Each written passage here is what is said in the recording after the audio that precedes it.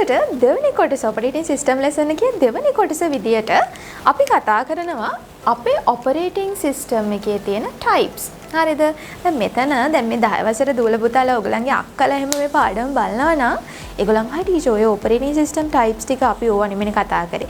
නෑ මේ ඕගලන්ට නෙමෙයිනේ මේ වීඩියෝ එක කරන්නේ. මේක ඇවිල්ලා ඔයගලන්ගේ නංගිලාට. ඒගොල්ලන්ට තාම පොඩි lessons තමයි කරන්නේ. හරිද? එතකොට මේ තියෙන ඔපරේටින් සිස්ටම්ස් අපි ಜಾති දෙකකට බෙදනවා.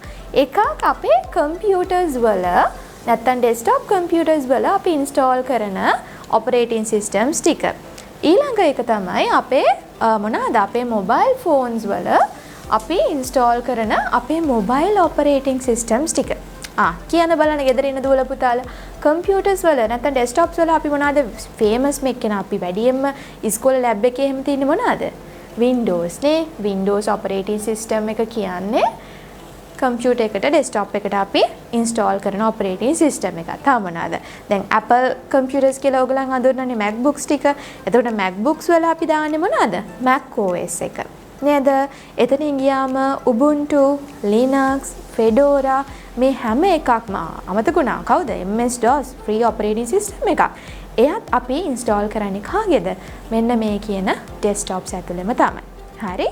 ඊළඟට තව මම දැක්කා මේ විශේෂයෙන් ඔයගලන්ගේ ටෙක්ස්ට් බුක් එකේ දාලා තියෙනවා Linux operating system එක provide කරන sub operating systems දෙක මොනවාද කියලා. ඔයගොල්ලෝ දන්නවා Linux යටතේ ඉන්න දෙන්නෙක් ඉන්නවා Ubuntu and දැන් ටිකට කලින් කතා කරපු Fedora එකත් පොඩ්ඩක් නිකන් underline කරන question එකකට වගේ එන්න ඉඩ තියෙන නිසා බලා ගන්න වෙනවා. ඊළඟ දේ තමයි අපි ඉතුරු කරගත්ත අපේ mobile operating system එක. දැන් iPhone user කෙනෙක් නම් එයා දන්නවා එයාට ඉන්නේ කවුද? iOS කියන දැන් අපි දන්නවා Mac OS ඉන්නේ MacBooks වල නම් iPhones වල ඉන්නේ කවුද? iOS. හරිද? එහෙනම් අපි ගන්නවා mobile phones වල ඉන්නේ එකක් iOS operating system එක. smartphone එකක් normal smartphone එකක් Samsung කෙනෙක් නැත්නම් Redmi වගේ mobile phone එකක් තියෙනවා නම් ඕගලන්ට ඉන්නේ කවුද? ඕගලන්ට iOS ඉන්නවද? නෑ ඕගලන්ට iOS නැහැ. ඕගලන්ට ඉන්නේ Android operating system එක. ඔච්චරද වෙන මොකුත්ම නැද්ද? තව ඉන්නවා. ඔයගලන්ට මතක ඇති ඉස්සර අපි පාවිච්චි කරා BlackBerry phones මතකද? BlackBerry OS එක තියෙනවා. එතනින් ගියාම අපේ Nokia phones වල mainly තිබ්බා කවුද? දන්නව ඇති නේද? Nokia phones වල තිබ්බේ Nokia Lumia phones වල තිබ්බේ කවුද? Windows operating system එක. කියන්නේ මේ Windows ගේ mobile version එකකුත් තිබ්බ. හැබැයි දැන් නම් ඇත්තටම පාවිච්චි කරනවා ගොඩාක් අඩුයි.